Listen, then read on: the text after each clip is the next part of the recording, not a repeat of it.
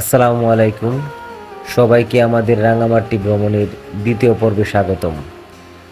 তো আমরা প্রথম পর্বে আপনাদের দেখিয়েছিলাম আমরা কিভাবে রাঙামাটিতে আসি এবং রাঙামাটি থেকে আমরা কোথায় কোথায় যাব সেই ইনফরমেশনগুলো আপনাদেরকে জানিয়েছিলাম এবং আমরা রাঙামাটিতে এসে আদিবাসী পল্লী এবং স্বর্ণ মন্দির কীভাবে ঘুরেছিলাম সেসব ইনফরমেশন আপনাদেরকে দেখিয়েছিলাম। তো দ্বিতীয় পর্বে আপনাদেরকে নিয়ে যাব রাঙামাটির অন্যতম টুরিস্ট স্পট সুবলং ঝর্ণা, ঝুলন্ত ব্রিজ ও পলওয়েল পার্কে। তো আশা করি আমাদের সাথেই থাকবেন আর আমাদের ফুল ভিডিওটা দেখবেন। তো চলুন আপনাদেরকে নিয়ে যাই আমাদের দ্বিতীয় পর্বে।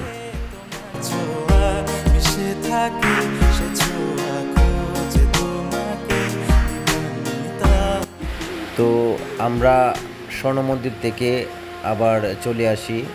প্রথমে আমরা আসি হচ্ছে ছোট সুবলং ঝর্ণা, যেটা হচ্ছে সুবলং ঝর্ণার যাওয়ার কিছুটা আগেই হাতের বাম পাশে। তো আমরা সরাসরি স্বর্ণ মন্দির থেকে নৌকা নিয়ে চলে আসি হচ্ছে সুবলং ঝর্ণা দেখার জন্য। আমরা চলে আসছি ফার্স্ট ঝর্ণায়। রাঙামাটিতে আসার পরে আমাদের যে প্রথম যে ঝর্ণা সেটা হচ্ছে মোটামুটি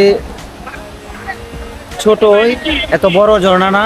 আর হচ্ছে সুবলং যেটা সেটা হচ্ছে অনেক বড় ঝর্ণা, কিন্তু এখন বৃষ্টি কম থাকার কারণে সুবলংয়ে হয়তো বা পানি তেমন পাওয়া যাবে না। তো আমরা এখানে দাঁড়ালাম আর কি এই ঝর্ণা দেখার জন্য।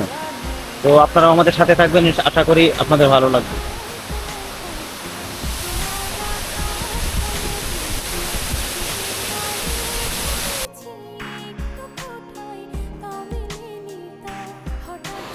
আমরা নৌকা থেকে নেমেই ঝিরি দেখে ভাবছিলাম যে আসলে এখানে হয়তোবা ছোটোখাটো কিছু ঝর্ণা হবে, যেটা আমরা শুনেছি ছোট সুবলং ঝর্ণা।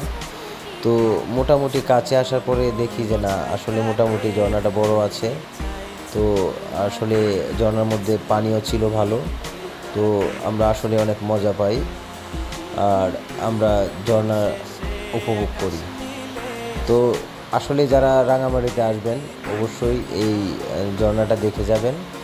এখান থেকে আপনারা চাইলে গোসল করতে পারেন, কারণ আপনারা এখন বর্তমানে সুবলং ঝর্ণার যে পরিস্থিতি সেখানে গোসল করা আসলে, আর পানিও কম থাকে। যদি বৃষ্টি কম থাকে তাহলে সেই পরিমাণ পানি পাওয়া যায় না। তো সেখানে আসলে গোসল করার মতো কোনো স্কোপ থাকে না। তো যারা আসলে আসবেন তারা চেষ্টা করবেন এখান থেকেই গোসল করে নেওয়ার জন্য।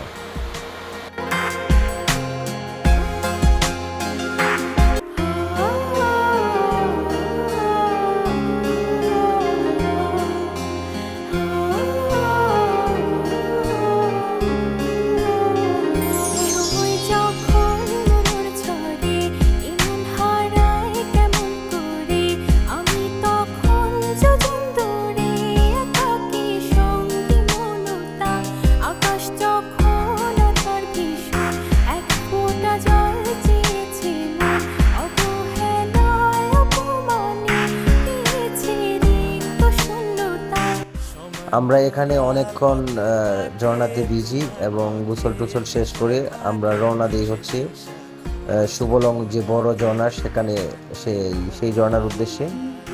তো আমরা 20 মিনিট নৌকা জার্নি করার পরে পৌঁছে যাই হচ্ছে সুবলং ঝর্ণাতে।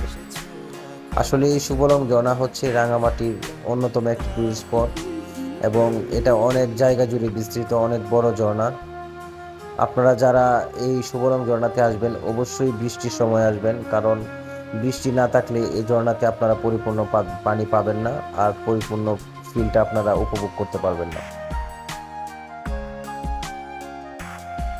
রেস্টুরেন্ট, এটা হচ্ছে রাঙামাটির সবচেয়ে বড় ঝর্ণা, কিন্তু ঝর্ণার মধ্যে পানি নাই। মানে বৃষ্টি, প্রচুর পরিমাণে বৃষ্টি হলে এই ঝর্ণায় আপনারা পানি দেখতে পাবেন আর কি। আর আপাতত পানি আছে, অল্প অল্প পানি পড়তেছে আর কি।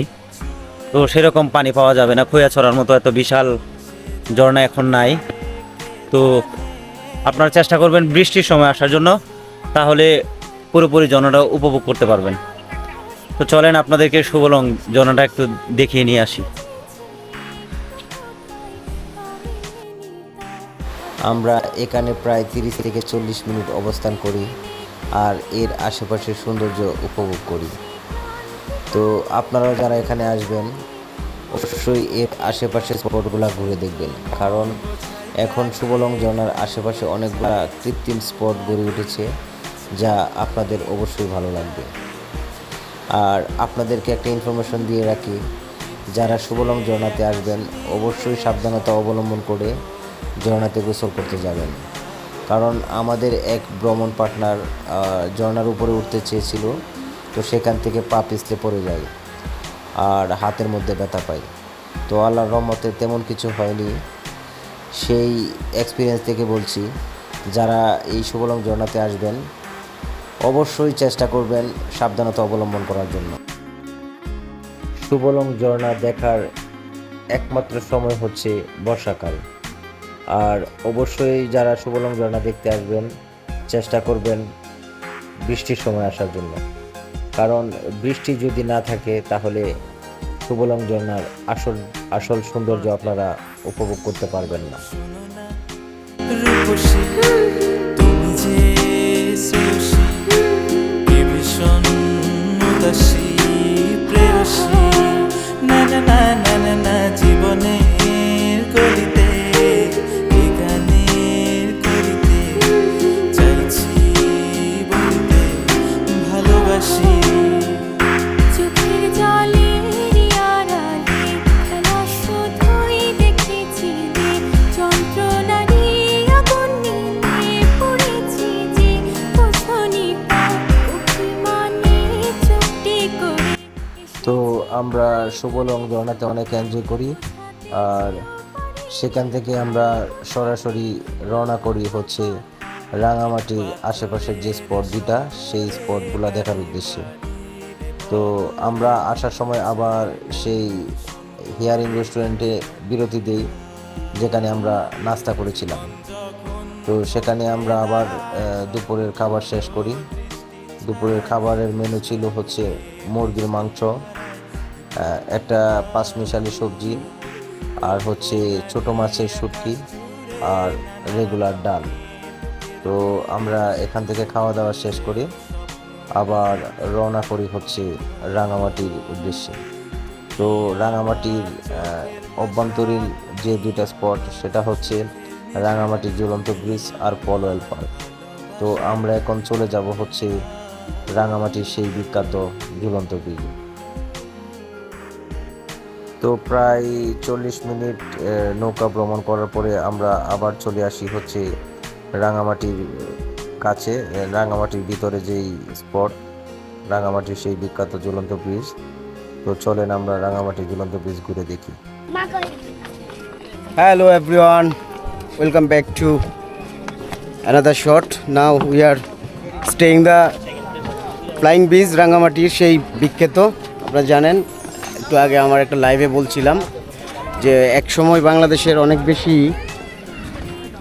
স্পট ছিল না ঘোরার জন্য। বাংলাদেশের মানুষের জায়গা ঘোরার জন্য যে কয়েকটা সীমাবদ্ধ জায়গা ছিল, তার মধ্যে এই ঝুলন্ত ব্রিজটা ছিল অন্যতম। হ্যাঁ, তো এখানে একজন টুরিস্ট গাইড রয়েছে, বাংলাদেশের অন্যতম জনপ্রিয় একজন ট্রাভেল গ্রুপ হেভি ট্রাভেলার্সের ট্যুর এক্সিকিউটিভ আলামিন। এখনকার মতো সে উপভোগ করছে রাঙ্গামাটির ঝুলন্ত ব্রিজ। কেমন লাগছে? অনেক সুন্দর পরিবেশ, আসলে বলে বোঝানো আজকের মতো সুন্দর নাকি সবসময়ের জন্য সুন্দর? সবসময় সুন্দর থাকে, তবে আজকে একটু অতিরিক্ত বেশি সুন্দর। তার কারণটা কি? কারণ ওয়েদারটা হচ্ছে অনেক ঠান্ডা, বৃষ্টি হচ্ছে, পাহাড়ের উপরে মেঘগুলো বৃষ্টির সময় অনেক জমাট বেঁধে যায়, যেটা দেখতে আসলে অনেক সুন্দর। ক্যামেরায় অনেকটা বোঝানো সম্ভব না আপনাদের, যদি আপনারা না আসেন। এখানে আসতে হবে, দেখতে হবে, উপভোগ করতে হবে। অনেক অনেক ধন্যবাদ। আমাদের একজন পথ প্রদর্শক, সে মূলত দেশের বিভিন্ন জায়গা থেকে যারা এই রাঙ্গামাটি সহ বিভিন্ন জায়গায় ঘুরতে আসে তাদেরকে গাইড দেয়, যার জন্য তার অপিনিয়নটা নিলাম। আপনারা দেখছেন যে এই লেক, যেটা মূলত রাঙ্গামাটি, যারা আগেই ইনফরমেশন দিয়েছিলাম যে পুরো রাঙ্গামাটির 80% মানে জায়গা জুড়ে এই কাপ্তাই লেক, এবং এই কাপ্তাই লেকের পাদদেশেই কিন্তু এই ঝুলন্ত ব্রিজ অবস্থিত। তুমি নীল আকাশ আপন করেছো, হঠাৎ বন্ধু তুমি এনে বয়ে পড়ছো, তুমি কি টায়ার্ড হয়ে পড়ছো নাকি? অনেক ক্লান্ত না কম ক্লান্ত? অনেক ক্লান্ত, I am so tired. Tired হইলে চলো উপরে যাই, উপরে গিয়ে আমরা আনারস টানারস খাই। রাঙামাটির এই ঝুলন্ত ব্রিজ আর ইন্ডিয়ার এই হাওড়া ব্রিজ, দুইটার মধ্যে পার্থক্য বুঝতে পাইতেছি না। চলো আমরা উপরে যাই, ফল টল খাই, যেহেতু টায়ার্ড হয়ে গেছো। আনারস টানারস দেখি কি খাওয়া যায়। ফুড, এই অর্গানিক ফুড। হ্যাঁ। চলো দেখা যাক কি পরিমাণে এনার্জি ভাই চলেন আমরা উপরে যাই, আমাদের শরীরে। এ দেখি সবাই কি দেখলে আছে বলে খাবার জন্য। অর্গানিক ফুড, দেখি কি পরিমাণ এনার্জি আমাদের শরীরে বুস্ট হয়। হ্যাঁ এই যে উপরে, এই ওইদিকে তো উপরে উপরে। আমরা ব্রিজে ঘোরাঘুরি করার পরে আমরা সেখান থেকে আনারস নেই, আনারস খাই, আনারস খেয়ে আমরা রওনা করি হচ্ছে পলয়েল পার্কের উদ্দেশ্যে। তো চলেন আমরা রাঙামাটির সেই বিখ্যাত পলয়েল পার্কটা একবার ঘুরে দেখি। স্বাগত জানাচ্ছি আবারও আপনাদেরকে। আমরা এখন আছি রাঙ্গামাটির অন্যতম এখনকার আকর্ষণীয় পর্যটন স্পট পলয়েল পার্ক বা ডিসি বাংলো যেটাকে আমরা বলে থাকি, এবং আমরা এখন একদম ফ্রন্ট সাইডে রয়েছি। এটা হলো পার্কিং। আপনারা চাইলে অনেক গাড়িগুলো, ব্যক্তিগত গাড়ি থেকে শুরু করে যে কোনো ধরনের গাড়ি এখানে পার্কিং করতে পারবেন। পাশাপাশি এখানে চমৎকারভাবে সাজানো হয়েছে, এবং এখানে প্রবেশ পথ মানে একটা হন্টেড একটা ব্যাপার আপনার অনুভূতি হবে। কিছুক্ষণের জন্য আপনি হারিয়ে যাবেন, যেন আপনি ভূতের ভিতর দিয়ে চলে যাচ্ছেন। পাশেই রয়েছে টিকিট কাউন্টার, এখানে 40 টাকা করে জনপ্রতি টিকিট কেটে পরে পলয়েল পার্কে প্রবেশ করতে হবে, এবং ভিতরের যে সৌন্দর্য সেগুলো আপনাদেরকে দেখাবো। আমাদের এই ব্লগেই থাকবে, আমাদের সাথে থাকুন, ট্রাভেল উইথ উমরের সাথে থাকুন। তো আমরা পার্কে প্রবেশ করার জন্য পার্কের কাউন্টার থেকে টিকিট সংগ্রহ করি আর প্রবেশ করি পার্কের ভিতরে। তো আসলে এই পার্কটা এমনভাবে সাজানো হয়েছে যে প্রত্যেকটা টুরিস্টেরই আপনার পছন্দ হবে। তো আমরা পার্কে প্রবেশ করার পরে চলে আসি লাভ পয়েন্টে। তো লাভ পয়েন্ট আমরা এসে কিছুটা সময় কাটাই আর এখানে ফটো সেশন করি। এখান থেকে আমরা চলে আসি হচ্ছে ঝুলন্ত ব্রিজে। তো এটা হচ্ছে রাঙামাটির যে বড় ঝুলন্ত ব্রিজ, তো সেটারই আদলে গড়া একটা ঝুলন্ত ব্রিজ। তো সেখানে আমরা কিছু ফটোশ্যুট করি।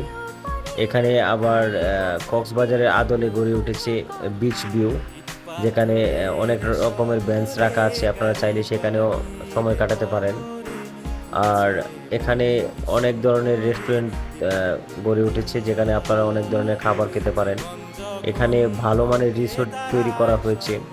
আপনারা যারা রাঙামাটিতে আসবেন ভাবছেন নাইট স্টে করবেন, তারা সেখানে নাইট স্টেও করতে পারেন। তো আসলে এই পার্কের ভিতরে অনেক কিছুই হয়েছে, যা একের ভিতরে আপনারা অনেক কিছু উপভোগ। এখানে বাচ্চাদের খেলাধুলার জন্য সুব্যবস্থা আছে। আসলে এই পার্কের ভিতরে আপনারা একের ভিতরে অনেক কিছু উপভোগ করতে পারবেন।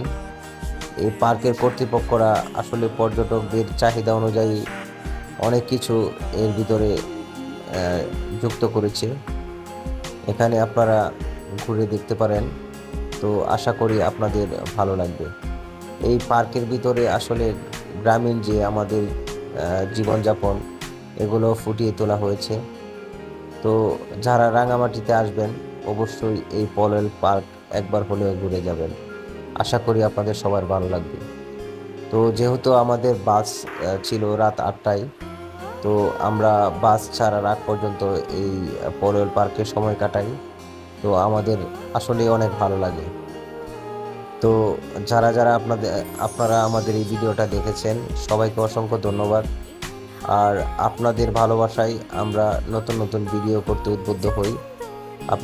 আপনারা আমাদের ভিডিওগুলো দেখবেন, আমাদের ইউটিউব চ্যানেলটা সাবস্ক্রাইব করে দিবেন, আর আমাদের ফেসবুক পেজটা ফলো করে দেবেন।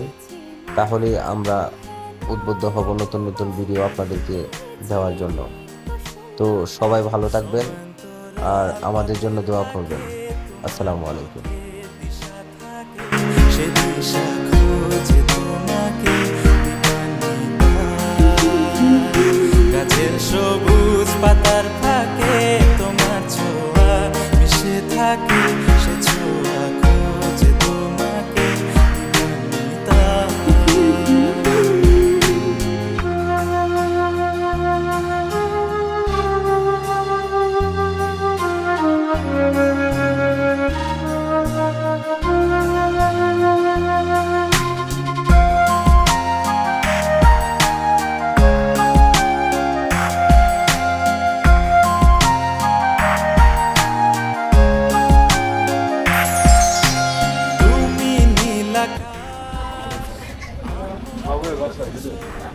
ভাই কি জানি গল্পটা বাচ্চার নাকে মুখে সর্দি মানে আইসক্রিম যাচ্ছে না আমরা কি মানে করব? বাচ্চার নাকে মুখে সর্দি, তারপরে বাচ্চা বারবার বাবার কাছে বলতে আব্বু আইসক্রিম খাবো, আব্বু আইসক্রিম খাবো। তখন বাপে তো কি করবে, সে তো সন্তান, বলে খাইস তুইও খাবি, তোর বাপেও খাইবো।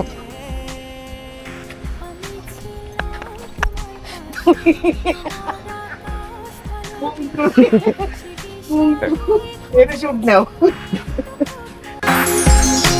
শোনো না রূপসী, তুমি যে শ্রেয়সী, কি ভীষণ উদাসী প্রেয়সী, না না না না না না জীবনের করিতে, এই গানের করিতে চাইছি বলতে ভালোবাসি।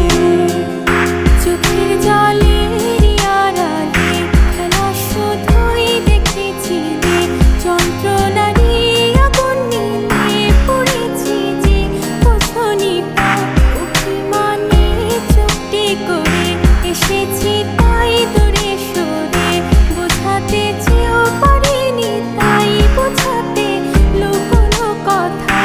ইট পাথরের শহরে গাড়ি বাড়ির বহরে খুঁজছে মন ভীষণ করে দিবান্বিতা। জীবন যখন থমকে দাঁড়ায় স্বপ্ন